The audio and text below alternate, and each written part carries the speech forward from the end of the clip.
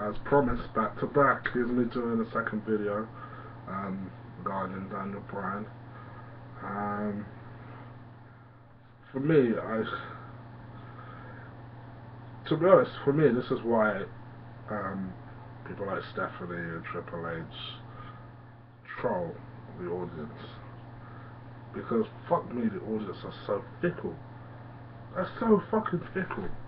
One minute they want someone to be. I remember, what was it, 2 years ago? CM Punk was this over baby face, and I used to get little murmurings here and there from, CM Punk's become a bit boring, he's become a bit this, he's become a bit that. For me, CM Punk hadn't necessarily become boring. I just thought he lost his edge. I thought he went against everything he said he was against. And for all the change that he was talking about, he never really exercised any. Alright, he had a 434 day long title run, but what did he really do with it? What change did he really exercise with it? You know? I would argue that Daniel Bryan has done more to change the mentality of the whole company than he has. You know? Call me fucking stupid, I genuinely think that.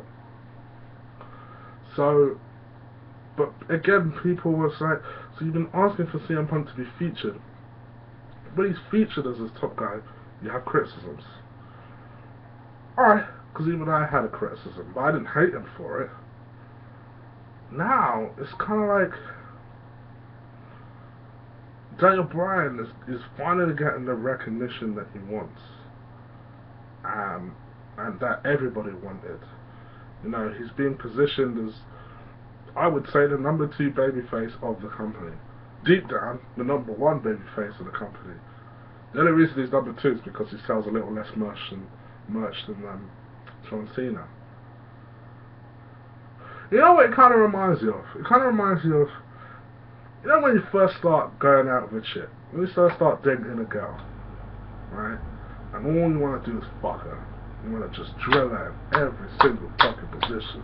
You can't wait to speak to her. Like, you start picking up your phone and she's on WhatsApp or she's texting you and you're like, you know, you're like a fucking, you fucking, for the want of a less pussy word, you're giddy. You're giddy with excitement. You're buzzing. You're giddy with it. And then,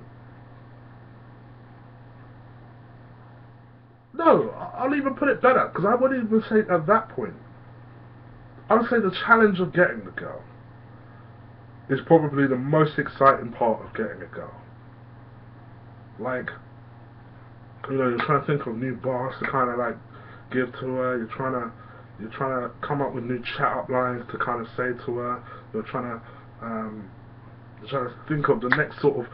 You know when you have like a long-term project, I think that's the best way I can possibly put it. When you have a long-term project with a girl, and you know you want this girl, but you know she could be just about out your reach, unless you try something, unless you think a little outside the box, unless you have a method of a long-term plan. And then you kind of put certain stuff in place that allows you to get that girl. But it's the chase of getting that girl that's the most exciting. And then when you got that girl, maybe it's not quite as good as you thought it was. Or you kind of gotten that girl and realised very quickly that it was the challenge of getting that girl that's the problem. For me, just the evidence of hatred that Daniel Bryan is starting to get because he's being positioned and featured as a top guy lets me know that as soon as this motherfucker becomes champion, don't be surprised if you start hearing people boo him. Because people are so stupidly fucking fickle. They're so stupidly fickle. Don't be surprised if you hear people boo him. I don't get it. I honestly don't get it. I am all for backing the underdog because I am like that. I like backing the underdog. I'm all for that. My fucking football team has been the underdog for about 10 years. So I'm all for that. What I don't understand is when your underdog succeeds, you're supposed to continue backing them. You don't become a favourite because they win something. You're supposed to make sure that you continue supporting them, so they become successful, so they continue their success. You don't move on to the next guy and say, alright, well, you know, he's no longer the underdog anymore because he's featured, or the stupid fucking comment that I hear or I see sometimes when I watch people's videos is, oh, Daniel Bryan is sold out. What the fuck? Sold out? How? Because he's being featured now. Is that what you call it, selling out? For me, it pisses me off when I hear things like that. Not, okay, you can say, oh, alright, Chris, it's because you're a Daniel Bryan fan. No. It's not just because I'm a Daniel Bryan fan. Take the Daniel Bryan fan element out of it, right? I'm not a CM Punk guy. You know, I might be part of the internet community. Yeah, it is one of the internet community that is not hot on CM Punk. I appreciate that he's a very good worker in the ring, but for me, he's a fucking dick. I know a lot of people don't fucking like to hear that, but he's a dick, right? And that proves it by the way he walked out on all of you motherfuckers earlier this year for the WWE. Instead of working his contract and then leaving, the motherfucker leaves right before his biggest payday. Who are you punishing? You're punishing the fans and yourself. You financially and the fans. The same fans that he supposedly adores. Right? But even I will say that when he was featured at the top, there was a sudden hate for him. Admittedly, it was a little less than the sort of hatred that you're hearing about Daniel Bryan today. And people can say, oh, it's because of Daniel Bryan fans. I don't understand. Are people not allowed to get excited about Daniel Bryan anymore? Like, I don't understand. Are you not allowed to say, oh, you know what, I really want Daniel Bryan to do well? Yeah, some people have goofy fans, some people have nerdy fans. That's what makes people different. I think it's a good thing that, personally, that the WWE is getting such reactions from their fans regarding Daniel Bryan. Because there's a lot of interest now going into WrestleMania that there probably wouldn't have been before. Because let's be honest, on the face of this card, there shouldn't be that much interest. It's because of that fan movement. It's because of that fan movement that they had to change their main event of their biggest show of the year. Just think about that. Think of the magnitude of what that means. Their biggest show of the year, they had to change it. That is how much importance Daniel Bryan has in that company. Not just because of how he's positioned, but because of the fans.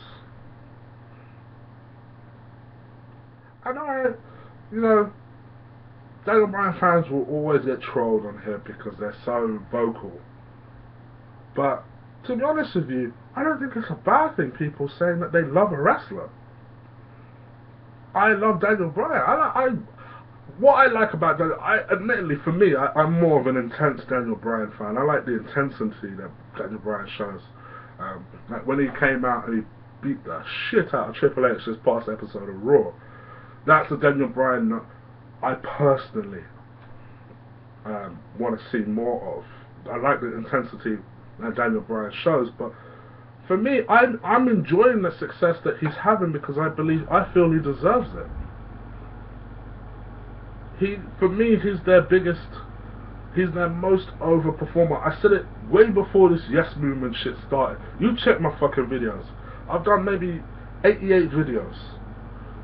I think it's probably video 11. I said that Daniel Bryan was the most over performer in wrestling. That was way before the push. That was when he was part of the Kane Daniel Bryan tag team.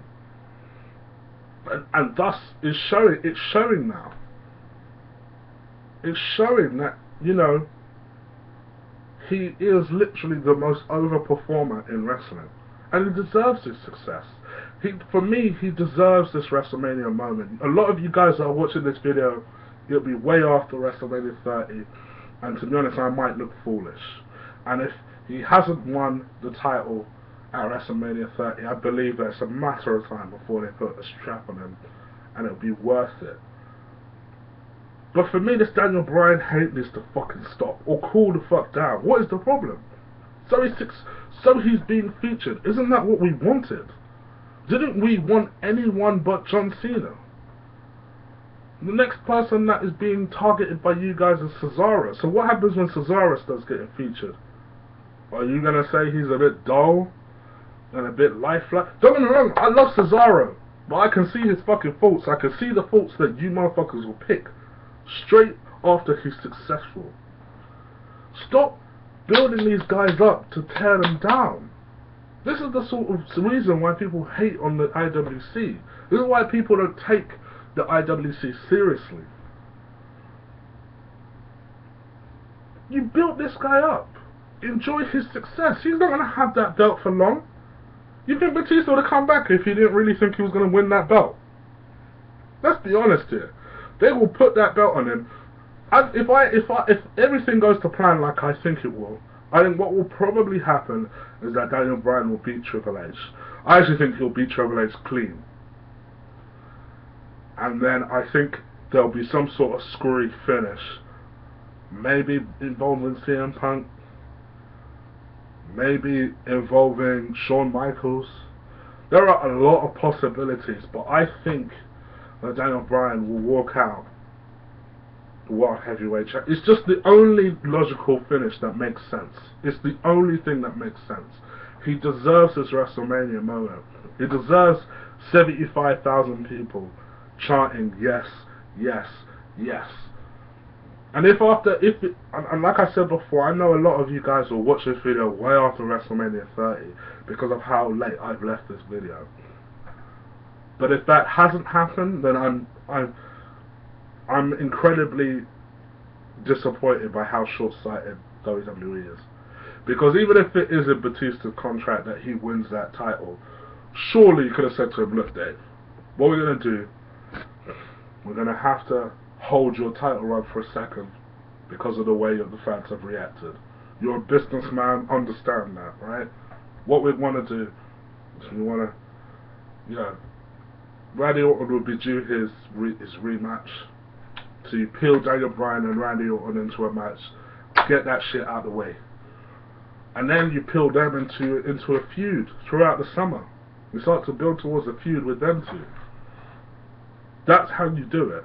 And then even if you want to put the strap of Batista at SummerSlam or just before SummerSlam, because that will be when this film comes out, fine, I understand. Just do it that way. It would be incredibly short-sighted. There are many possibilities of where they could go with this. I have heard people say that, WWE is stubborn. They'll probably continue going with Plan A of Batista winning. I would be amazed if Randy Orton retains. Because the way they've featured him, logically you would say, well, they haven't really featured him too tough, and he looks like the weakest element in any of these storylines. Maybe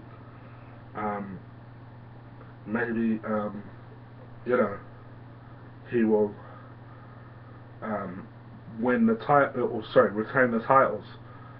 For me, I don't think so. I did for a minute think that maybe Daniel Bryan and Triple H will battle to a no DQ, and that Triple H will just insert him and Daniel Bryan into the match. I don't think so about that either. I think if he was going to do that, he may as well have done that from the very start, and just make it a fatal four-way. So yeah, I don't see that being the case either. I just see this working very simply. I think Daniel Bryan will win, will beat Triple H. I think maybe by a little screwy finish, Daniel Bryan will become WWE World Heavyweight Champ. I know a lot of people want him to be heel and align himself with Triple H at that point. I don't see that happen. I don't see a Stone Cold finish here. I don't see a WrestleMania 17 finish here. So yeah, there are lots of possibilities in this match, and this is another reason I'm ordering WrestleMania. But at the same time, I'm looking forward to the show. sorry, I'm looking forward to how it plays out. Daniel Bryan as champ, if he does it as expected tonight at WrestleMania. I'm looking forward to seeing how it plays out. I just wish the hate will stop. Please. Please, just let it stop. Let it calm down. The fuck? What the fuck? Let it calm down. We can't keep building these people up to tear them down. Anyway, I hope you like this video. My rant is over. Please do comment. Subscribe. Hit the fucking subscribe up above. Like this video. And let me know what you guys think about the Daniel Bryan hatred that seems to be taking over the IWC. And I'll catch you guys later, probably for a Raw review at some point. Take care. Peace.